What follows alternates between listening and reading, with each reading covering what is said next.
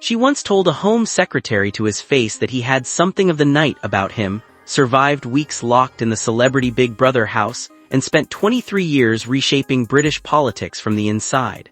Now, more than 2 weeks after her shocking death, her family has finally revealed how the public will be able to say goodbye.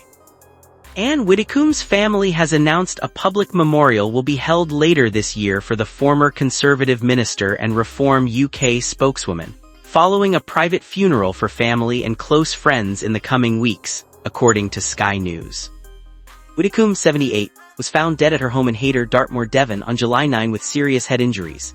Prosecutors told the Old Bailey that she had been eating lunch when a man pulled up outside her home, entered through the front door, and struck her on the head with a hammer 21 times. Her provisional cause of death has been given as blunt force injury to the head. A 28-year-old man, Joshua Carey of South Yorkshire, appeared in court this week charged with her murder. Detectives are still investigating any possible political motive behind the killing but have not brought terrorism charges. Little has been shared publicly about Widdecombe's final hours beyond the account given to the court, which described her as having been at home eating lunch when the attack occurred. Her family has not issued any further comment on the days leading up to her death. Tributes to Widdecombe have continued in the weeks since her death, with colleagues across the political spectrum remembering her as one of British politics' most distinctive and outspoken figures. In a statement, her family said, "We understand that there is significant public interest in the funeral of Anne Widdecombe," adding that a private service for family and close friends would be held in the coming weeks, with invitations already distributed. A more public memorial will follow later in the year, the details of which will be released in due course, the statement continued. While we are very grateful for the wide expression of condolences, the family would ask that this initial service is limited to those closest to Anne. The private funeral is expected to take place in the coming weeks, with a separate public memorial to follow later in 2026.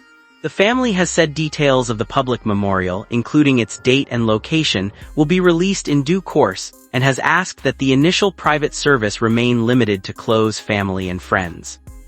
Anne Noreen Widdecombe was born on October 4, 1947, in Bath, Somerset. She read classics at the University of Birmingham before studying PPE at Lady Margaret Hall, Oxford, where she served as secretary and later treasurer of the Oxford Union. After a brief spell in marketing at Unilever and 2 years as a local councillor, she was elected Conservative MP for Maidstone, later Maidstone and the Weald in 1987, following 2 earlier unsuccessful attempts at Westminster seats.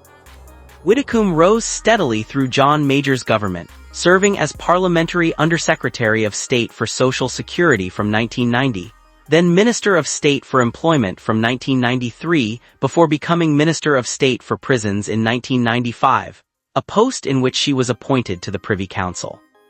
It was in this role that she made her most famous political remark, accusing then Home Secretary Michael Howard of having something of the night about him, a line that followed him for the rest of his career.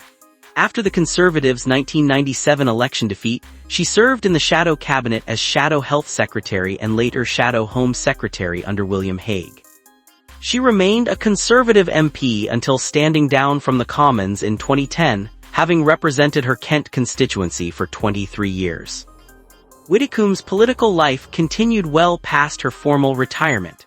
Known for her staunchly conservative positions on social issues and her willingness to say what others in politics avoided, she became a well-known media personality, including a memorable stint on Celebrity Big Brother and as a contestant on Strictly Come Dancing. In 2019, nearly a decade after leaving the Commons, she made a political comeback, winning election to the European Parliament as a Brexit Party MEP for South West England, a seat she held until Britain's departure from the EU in 2020. She went on to serve as an independent before joining Reform UK in 2023, taking on the role of the party's immigration and justice spokesperson, a position she held until her death. Anne Widdecombe leaves behind a political legacy defined by conviction, controversy, and an unmatched willingness to speak her mind across nearly 4 decades of public life. From prisons minister to reality television star to Reform UK's elder stateswoman, she remained, by her own design, never quite predictable and never far from the national conversation.